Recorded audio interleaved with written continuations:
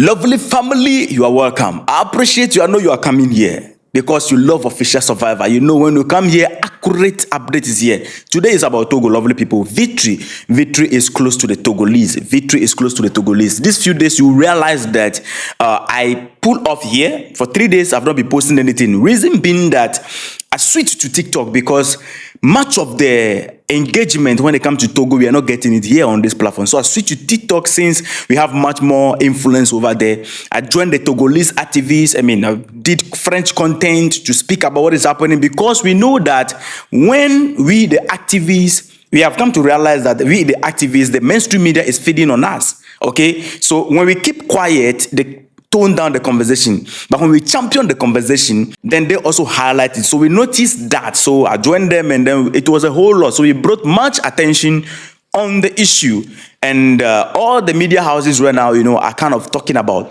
the issue of Togo. And Ecowas is now involved in the issue of Togo. One way or the other, they pull out a statement. We are going to read that.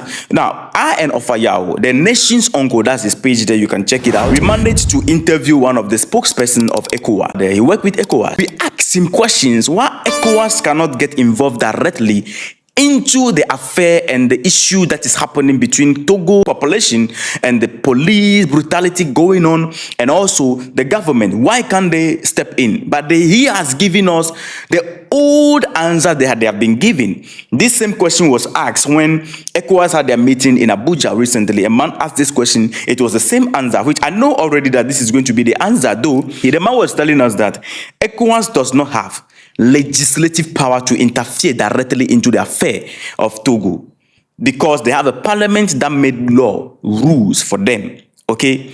And because of that, there are rules and constitution that govern the people. So they don't have legislative arm to interfere directly and tell Ford to go or whatever it is, because the people are demanding that Ford should go. So after having the interview with him, he explained these things to us. We are not convinced. We know that it is, double standard. So we asked him, how about coup d'etat? You don't have power to get involved in the matter concerning Togo and the public, where the public is suffering. But when there is coup d'etat, then you have power to interfere. Then he could not even answer that question. But that's just, by the way, lovely people. But ECOWAS actually came in a strategic way. Let me make you understand something.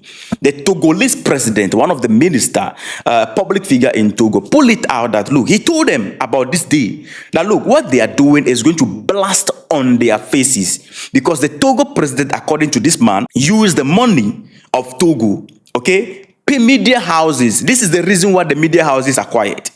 He paid media houses to whitewash his name. Ibrahim Traore educated us on that. Some of us, we have no idea about it, but it was Ibrahim Traore that educated us on that. He said, look, they pay them, you have to pay them, and they whitewash your image. Even if you are evil, then they'll brand you as a good leader. So this is what they have done.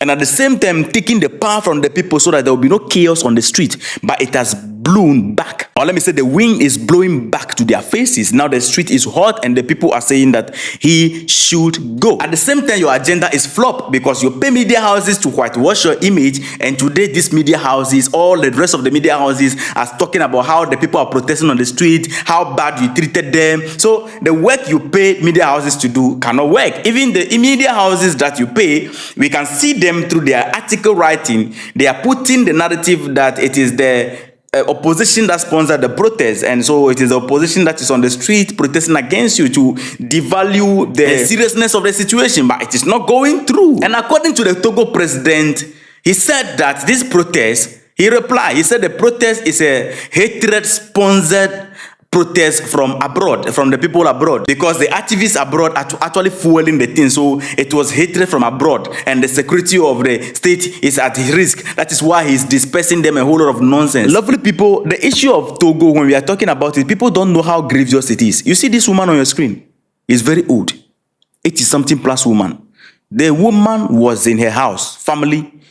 Police went to the house, or the military beat her up properly. Everywhere is paining her. The woman right now need medical attention. So many activists are missing in Togo right now.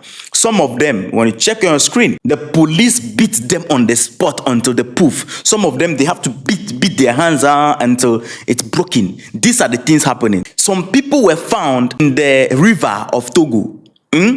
Some people are dead in the river. The figure in the mainstream media says 7. Lovely people, the figure is more than that because a lot of people are dead through this particular banter between the government and the public. A lot of people die. We have activists, their pictures, they are missing. This woman you are seeing right here on the screen, she's crying. Her child is missing. Some of them are being found in gutter. I mean, a whole lot of things happen. The police practically be on the neck of the people. Now, so giving too much pressure on Ecowas, calling Ecowas. In all our videos on TikTok, when you go there, the emphasis, we left everything of the government and then we put emphasis, our message, the pressure on Ecowas and African Union. Our work is yielding results. And of course, we know and understand the fact that Ecowas itself, Rena, as we are speaking, is organization of people of the Fonyasimbe kind. The kind of Fonyasimbe, because the current chairman of Ecowas right now, the Chen Tinubu, is the Sierra Leone president. That man is even more dangerous than Fonyasimbe, and he's the one chairing ECOWAS, and you are calling that person to come and speak about what is happening, the same thing he's doing to a citizen. So you have these people in their group, and they are all doing the same thing, and you are calling them to come and condemn their brother. But we want a voice from them. Let us see what they will have to say. So ECOWAS came in, and this is what ECOWAS posted. Funny, lovely people. Very, very funny. But let me read it to you in French. So I translated it. And this is what it said. The Commission of the Economic Community of West African State, ECOWAS, has followed with concern the social protests that have recently taken place in certain cities in Togo, particularly in Lomé, which have resulted in regrettable human and material consequences. In the interest of social cohesion, the ECOWAS Commission calls for restraint and urges all stakeholders to prioritize dialogue with a view to fostering a calm socio-economic and political climate conducive to development.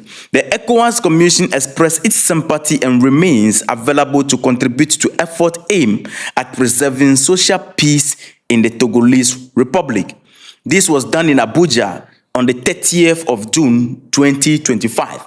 You see, hypocrisy, dialogue for what? I told you I have been on the French chat, on TikTok, everywhere. I'm on the French chat because I'm a French student. The people are asking the question, what dialogue? The man ruled the country, or this particular family we are talking about right now, ruled the country for close to 60 years. And we are saying it is enough. Go. You are ruling the country, no development in the country. At least if you want to live in power forever, there's no problem. So long as you can maintain the country and make the life better for the people. Look at, how do you call it? Rwanda President Paul Kagame. Respect, sir. I have my problem with issue with Paul Kagame. But Paul Kagame is developing Rwanda. In Africa, Rwanda is one of the most developed countries in Africa. Even if Paul Kagame is somebody holding onto power and doesn't want to leave it, at least he's making impact in the development of the country. That is what matters. It is not about you, the leader, but it's about how you govern the people. So the people are asking ECOWAS, what dialogue? They don't need dialogue. Okay? What they need is for him to go. Let another person take over. The four Nyasimbe family or the Nyasimbe family, they are tired of this particular regime. A regime, they are not practicing democracy. They are not practicing anything. Currently, the man is occupying an office, and through systematic coup d'etat, a constitutional coup d'etat, he's going to lead the country forever this time without any interference. He's now limitless. So the people are saying he should go, and you are telling them that they should dialogue. Now, this is the problem we are having with ECOWAS. ECOWAS does not have the ball to talk to Fonyasimbe and say, Fonyasimbe, you must go. Just as they have the power to tell Assimi Goïta, General Tiani, and Ibrahim Traoré that they should leave power and restore the country. They were having that power to make that decision, to make that pronunciation, even to the level of trying to go in and invade them. So what happened right now? Why can't you use the same power and therefore that no, the people say they are tired? Go. Ibrahim Traoré, Captain Ibrahim Traoré, Assimi Goïta, General Tiani, these people came to power through what they call coup d'etat. They did bloodless. They did not unalive anybody. They did not brutalize their citizens. So we asked the ECOWAS, the guy that we interviewed, we were asking him. So I asked him a question. He has been one of the voices that have been condemning what is happening in the Sahel. His hope is that what is happening in the Sahel will fail. Yeah, it has been his hope. So the question I asked him is that, okay, you prioritize democracy, ECOWAS, no problem. Let me ask you a question. There is a pattern we are seeing right now. When you see people on the streets right now in Africa, the group at first, before the Sahel, it has been against something, demanding government to calm down. It's against the government. The people always hit the street protesting against the government. But since the establishment of the AES alliance, the group have become two. The first group that will be hitting the street is the Ecowas community or Ecowas countries citizens. The second group is the AES citizens. Now we are seeing something here. Anytime the AES citizens hit the street, it's about protecting their leader. It's about making sure that no harm comes to their leader. They are not ready for anybody to come between them and their leader. They are protecting their leadership. But anytime the Ecowas citizens hit the street, it's about against their leader. Which one is better? He could not answer. And he will drop and come and tell you that his network flop. He will drop and come and tell you that his network flop. You understand? On the live, it was a live session. So you can clearly see the double standard of Ecowas. And this statement that they pull out is nothing to write home about. This is not what we are talking about. The reason why I explained countless times that the reason why Ecowas cannot speak directly to foreign assembly and say enough is enough is because the former chair, which is Tinubu, came to power, stole vote according to the people. They did not vote him. He himself said it, that I know many of you did not vote me. Yes, if many people did not vote you, it means you cannot win power. You need the majority of the vote to get to power. But he said it, that I know many of you did not vote me. You understand? But it is his turn. So he came to power. So he came to power through stealing of votes. He was the chair of ECOWAS. The person that is chairing it right now, they made a change recently. Sierra Leone president. Ask Sierra Leone people what they are going through. Ask Sierra Leone people what they are going through. There's no democracy in Sierra Leone. It's the same attitude that he's doing, or what is happening right now in Togo. The same thing is happening in Sierra Leone. You can't talk in Sierra Leone, you will go missing. Now, ECOWAS, an organization which is supposed to uphold democratic norm, the people who are in charge of the organization are not democratic. Then how are we going to fight this battle, lovely people? No, let it make sense to us. How are we going to fight this battle? If you are still here with me, you need to hit the like button, you know. It's about Togo. We need to push the narrative. How is it going to happen, family? So it is a problem that needs to be addressed critically, not issue a statement and let it go. It is the reason why they issue the statement is because we are giving them a lot of problem. We are calling them everywhere. And the mainstream media also pick it. This is the reason why these few days you don't see me here. It's because I said no. Togolese are my people. Nigerians are my people. Everywhere. I'm not a Ghana blogger. I mean, I am for the whole entire Africa. So anything happening in any Africa country, people will be expecting me to say something about it. So that is why I left YouTube, ran to TikTok, and we pushed. There was a whole lot of pressure there, lovely people. You can go and check it out. A whole lot of pressure there. And the mainstream media also came into us. Now, the image of Fonya Simbe, which he took the Togolese money to go and pay media houses for them to brand him as a good leader, is washed away. And do you know how some media houses are reporting this?